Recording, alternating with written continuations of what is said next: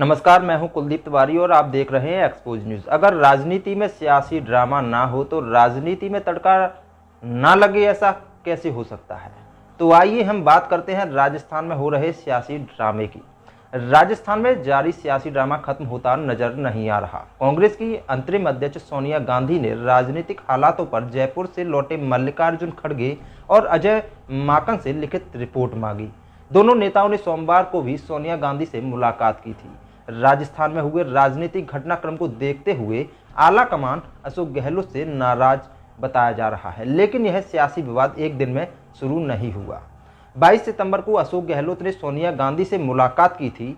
25 सितंबर आते आते गहलोत खेमे के विधायकों ने आला कमान द्वारा भेजे गए पर्यवेक्षकों से भी मिलने से इनकार कर दिया था। आइए जानते हैं राजस्थान कांग्रेस के सियासी विवाद की पूरी टाइमलाइन। राजस्थान में शुरू हुए विवाद की शुरुआत देखी जाए तो इसका सीधा संबंध कांग्रेस अध्यक्ष पद चुनाव से है। दरअसल राजस्थान के मुख्यमंत्री अशोक गहलोत ने कांग्रेस अध्यक्ष पद के चुनाव लड़ने का ऐलान किया था। इसके बाद से कयास ये थे कि अशोक गहलोत को पार्टी का अध्यक्ष बनाया जाएगा और मुख्यमंत्री की कुर्सी सचिन पायलट को दे दी जाएगी। 21 सितंबर को भले ही उदयपुर में हुए कांग्रेस अधिवेशन में तय हुआ था कि एक व्यक्ति के पास एक ही पद रहेगा, लेकिन जब गहलोत से पूछा गया कि क्या वे अध्यक्ष बनने के बाद राजस्थान के सीएम पद को छोड़ देंगे, इस पर उन्होंने कहा था कि अध्यक्ष पद का चुनाव ओपन चुनाव है, इससे कोई भी लड़ सकता है।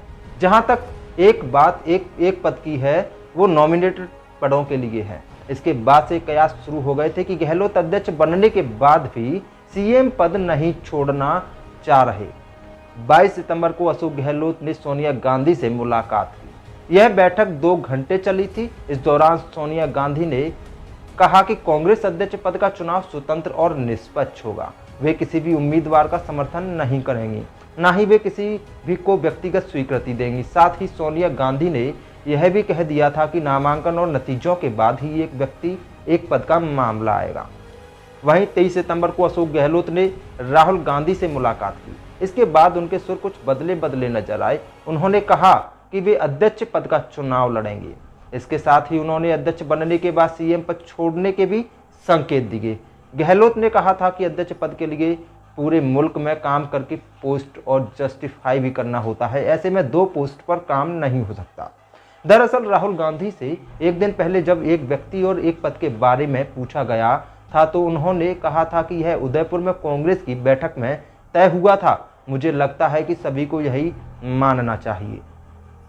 वहीं 25 सितंबर को जब नाराजगी खुलकर सामने राजस्थान में सचिन पायलट को सीएम बनने की चर्चा के बीच अशोक गहलोत खेमे के करीब 82 विधायक खुलकर सामने आ गए।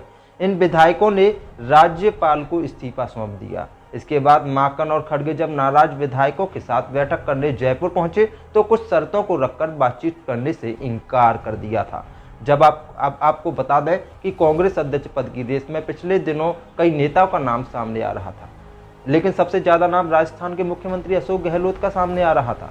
हालांकि उनका सीएम कुर्सी से प्रेम उन पर ही काफी भारी पड़ गया और पार्टी आला कमान उनसे काफी नाराज हो गया। दरअसल गहलोत और राष्ट्रीय अध्यक्ष बनते ही तो उन्हें राजस्थान के सीएम पद की कुर्सी छोड़नी पड़ेगी, जिसके बाद कांग्रेस पायलट को नया सीएम बनाएगी। लेकिन गहलोत को यह नागवार गुजरा और उन्होंने पार्टी आला कमान के सामने विधायकों के इस्तीफे का दांव खेल दिया। लेकिन ये दांव उन पर ही उल्टा पड़ गया, क्योंकि कांग्रेस आला कमान के कथित रूप से यह फाइनल कर लिया है कि अध्यक्ष पद की रेस में अब गहलोत बाहर हो चुके हैं।